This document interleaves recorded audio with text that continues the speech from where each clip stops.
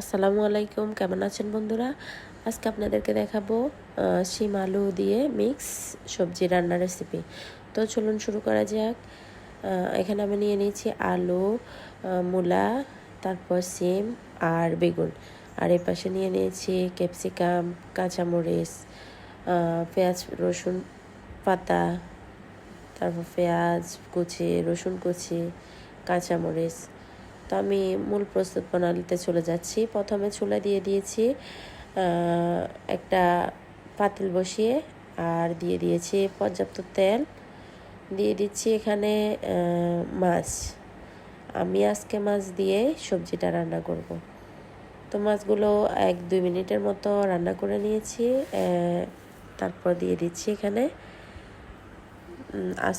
আস্ত জিরা, তারপর দিয়ে দিয়েছি আস্ত রসুন, কাঁচামরিচ, পেঁয়াজ পাতা কুচি করে, তারপর দিয়ে দিয়েছি কাঁচামরিচ কুচি করে। তো এখন দিয়ে দিচ্ছি আমি একটু নেড়ে ছেড়ে। তো আমি যেভাবে বাসায় রান্না করি আপনাদেরকে সেভাবেই দেখানোর ট্রাই করেছি। অনেকে অনেকভাবেই রান্না করে, তবে এভাবে একবার রান্না করে দেখতে পারেন। আমি গ্যারান্টি দিচ্ছি খুব আপনাদের মুখে লেগে থাকবে। তো আমি লবণ দিয়ে দিয়েছি এখানে স্বাদ মতো, আর দিয়ে দিচ্ছি 1 চামচ হলুদ গুঁড়ো, দিয়ে দিচ্ছি আধা চামচ জিরে গুঁড়ো, ধনিয়া গুঁড়ো, দিয়ে দিচ্ছি আধা চামচ লাল মরিচ গুঁড়ো। তো এখন আবার ভালো করে এগুলা একটু নেড়ে ছেড়ে দিব।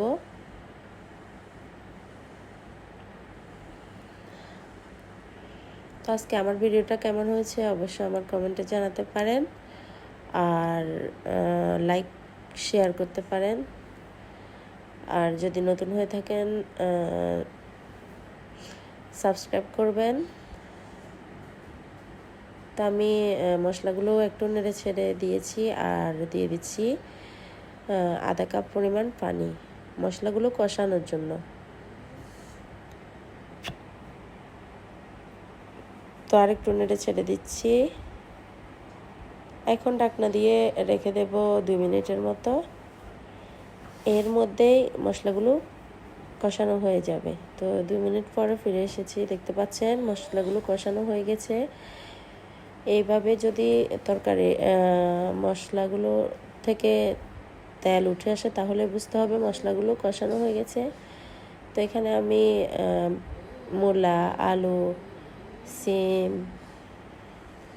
তারপর বেগুন আগে থেকে কেটে রেখেছিলাম, সবগুলো দিয়ে দিয়েছি। এখন আরেকটু মশলার সাথে ভালো করে মিশিয়ে নেব সবজিগুলোকে।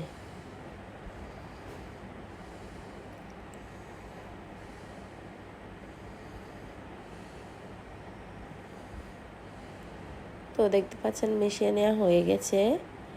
এখন আমি ঢেকে রান্না করে নেব 2 মিনিট।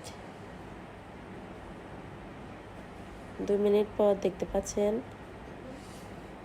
তো আমি আরেকটু নেড়ে ছেড়ে দিচ্ছি, না হলে যেহেতু এখানে এখনও কোনো পানি অ্যাড করিনি সেহেতু লেগে যাওয়ার সম্ভাবনা থেকে যায়। তো এরপর যে আমি ফুটন্ত গরম পানি দিয়ে দিচ্ছি, সবজিগুলো মাখা মাখা করে দিয়ে দিয়েছি পানি।